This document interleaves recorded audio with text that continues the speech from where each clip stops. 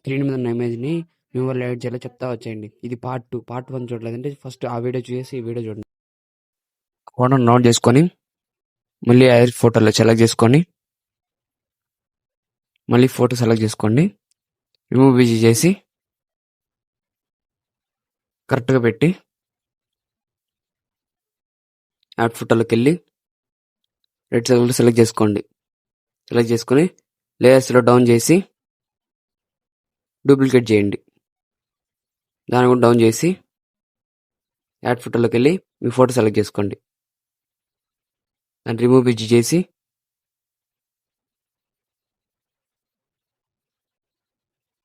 స్టిక్కర్స్లోకి వెళ్ళి సన్లైట్ని సెలెక్ట్ చేసుకోండి. బ్లెండ్లోకి వెళ్ళి స్క్రీన్ పెట్టుకోండి. పర్సన్ డౌన్ చేయండి.